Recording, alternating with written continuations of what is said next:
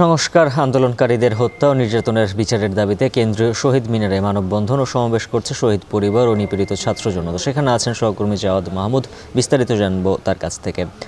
Javad, জানাবেন অংশগ্রহণকারীদের যে পরিকল্পনা রয়েছে সেই পরিকল্পনাগুলো কি কি?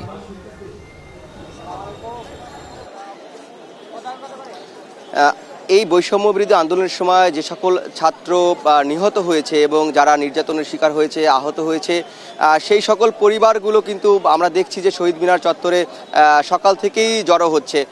বেলা 10:30 দিকে তারা বলছেন যে তারা একটি মানববন্ধন করবেন এবং সমাবেশ করবেন। সেই লক্ষ্যেই কিন্তু এখানে অনেকগুলো পরিবার জড়ো হয়েছে। তাদের বেশ কয়েকটি পরিবারের সাথে কথা বলেছি। তারা বলছেন যে তারা এই বৈষম্য বিরোধী আন্দোলন যখন চলমান ছিল তখন তারা যে হত্যার শিকার হয়েছেন, তাদের যে নির্যাতন এবং নিপীড়নের শিকার হয়েছেন, সেটির বিচারের দাবি নিশ্চিত করার জন্যই তারা আজকে এখানে জড়ো হয়েছেন। এবং তারা বলছেন যে এখন পর্যন্ত যারা আহত হয়েছেন এই আন্দোলন করতে গিয়ে, সেই সকল পরিবারগুলোকে যেন সরকারিভাবে সহায়তা করা হয় এবং তাদের জন্য সুচিকিৎসা দেওয়া হয়। এবং তারা বলছেন যে এখনও অনেকে এমন আছেন যারা খুব আশঙ্কাজনক অবস্থায় আছেন, চিকিৎসা নিচ্ছেন। তাদের উন্নত চিকিৎসার জন্য দেশের বাইরে যদি পাঠানোর প্রয়োজন হয় সেটি যেন করা হয়।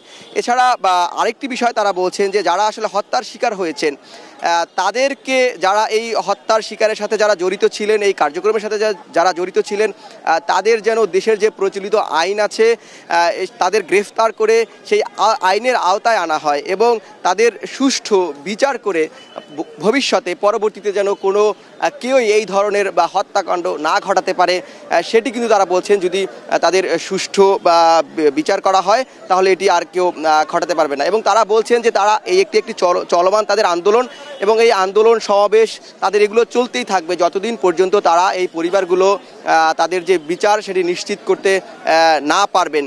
সেটি যেমন তারা বলছেন এবং তারা একই সাথে একটি শঙ্কার কথাও বলছেন যে এখন যে অন্তর্বর্তীকালীন সরকার গঠিত হয়েছে, সেই সরকার গঠনের পরেও বেশ কিছুদিন পার হলেও সেভাবে যারা এই হত্যাকাণ্ডের সাথে তারা যাদের কথা বলছেন যে যারা যারা জড়িত ছিলেন তাদেরকে সেভাবেই গ্রেফতার করা হয়নি বা অনেকেই ইতিমধ্যে দেশ ছেড়ে পালিয়েছেন।